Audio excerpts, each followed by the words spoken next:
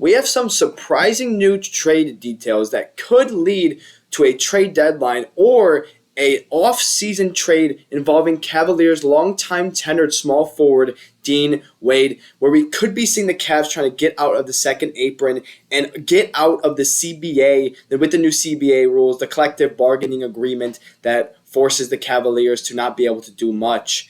The Cavaliers could be looking to try to progressively and slowly get out of that second apron, and Dean Wade could be the biggest option to ship off, as we saw one player that was rumored to get shipped off, and that would be Isaac Okoro, who we'll talk about.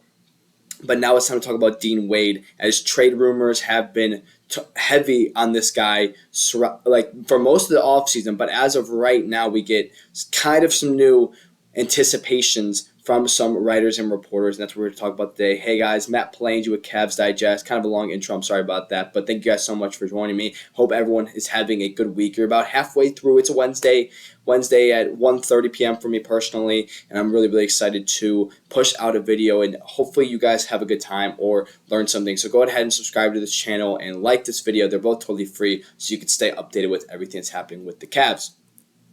So as I said, this video is surrounding Dean Wade, who is the Cavaliers' longtime tenured small forward. He's 28 years old, and he has been with the Cavaliers for several years now.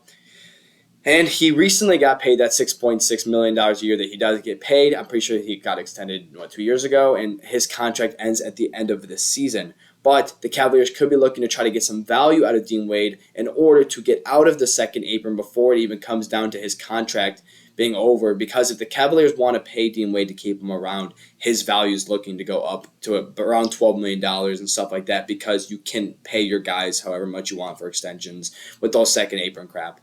But yeah, so it's looking like Dean Wade could get paid, Sam Merrill type of money at the end of this NBA season. But it seems as if the Cavs could be trading this guy, and that's what we're going to talk about here, with some reports from King James Gospel, as well as some earlier reports from Chris Fedor that happened around the start of the offseason a couple months ago surrounding Dean Wade, and how Dean Wade's name has been mentioned in trade talks. The Cavaliers have looked to ship off Dean Wade multiple times. But let's first take a look at the man's statistics from the season. If you look at his statistics, you're like, holy crap, this guy is buns. Kind of his offensive consistency with 21 minutes per game. I don't see in a world where you are putting up 5 points and 4 rebounds in 21 minutes. It seems like you're just not doing anything on the court but cardio. But of course, he is a good shooter from the percentage. 36% is pretty good. And I know what you guys are thinking. He's a good defender. If you're a Cavs fan, you know that. And that makes sense for 21 minutes. He's ranked one of the highest wing stoppers in the entire NBA. So it's not just his offensive stats that look like he doesn't deserve money. His offensive consistency is low. And that's the biggest reason why he's on the trade block. When you see stuff like this, and you see the fact that he averaged 1.4 points per game in the playoffs. He averaged 1.4 points more than you, more than me, more than my mother, more than my father. That's how much he averaged. 1.4 points per game more than us. And that's kind of disappointing from a guy who you pay $6.6 million, who looks like you want to keep him around. I mean, you see stuff like this guy's just out here for cardio at this point. I know he's an elite defender, and he can get buckets. I actually truly believe that Dean Wade can play offense. It just comes down to creating your own shot. Dean Wade is a phenomenal spot up, and I think that he is statistically ranked, and based on advanced analytics, one of the best wing stoppers in the entire NBA. And he's a stop and pop. He can shoot the ball as well. It's not like Dean Wade is bad in any way. Or actually, I think Dean Wade's pretty good. I just think it comes down to offensive consistency, especially in the playoffs. If you're out there for 20 minutes, I expect to see you shooting a couple shots. I mean, when you go for 0 points or you average 1.4 points per game in the playoffs, I think that's very, very disappointing, because I could have gone out there and averaged 1.4 points per game in the playoffs. Probably not, but that's a different story. Obviously, we know his defense. We know he has a good plus-minus. I'm pretty sure his plus-minus might have been the highest on the team. But it comes down to playoffs specifically, and everything that you do in the future as the Cavs need to be building up in the playoffs. So let's kind of talk about the article that reviews details. We finally got out of Dean Wade conversation. We talked about it for 5 minutes. So, all right, we're going to read this report from Caleb Crowley from King James Gospel surrounding the CBA and what the Cavaliers are going to do. Plenty of contenders or hopeful contenders could offer the Cavaliers a small stockpile of draft picks to replenish their depleted stash, which a lot of it went to Donovan Mitchell trade. Additionally, setting back little or no salary to Cleveland could help the Cavs inch closer to falling below the second apron threshold with a young two-way prospect developing with the Cleveland charge already with Naquan Tomlin. The Cavaliers may believe Wade's replacement is already present. Thus, Wade's value may boil down to cap relief and draft compensation. Painfully, Dean Wade is the most obvious candidate to become the first Cleveland Cavaliers player traded in response to the CBA. So far, Cleveland has remained steadfast and in sticking to their established plan for the roster and chasing the NBA Finals. Yet Wade's upcoming free agency price tag and Cleveland's limited resources could push him to join a new franchise for the first time in his professional career. So that's a lot. So sorry about that. I know this has been a long one, and there's a lot of talking, but that covers the Dean Wade reports. There was more in the article talking about the CBA. There was also more in the article referring to why Dean Wade's the biggest guy.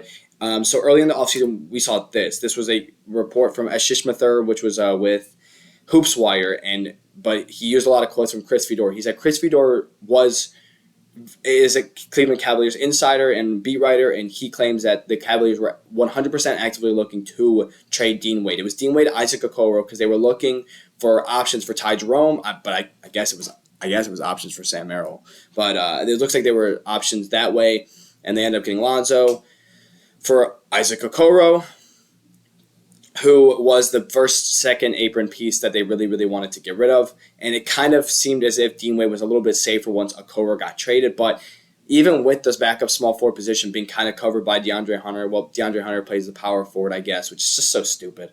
But that's a different conversation.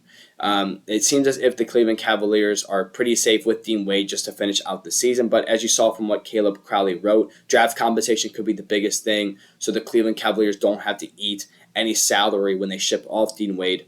The same way when they shipped off Isaac Okoro, they got a guy that is cheaper a little bit and a guy that's probably going to bring you more value. And I think that's what the Cavaliers should do with Dean Wade. He is 28 years old, and there was a trade that I actually saw from HoopsWire. It was a mock trade that I saw for Dean Wade so the Cavaliers can get a backup center. They do get older with him, but they do save money and get a backup center, so I'll show that. Stay tuned to the end of the video to see that.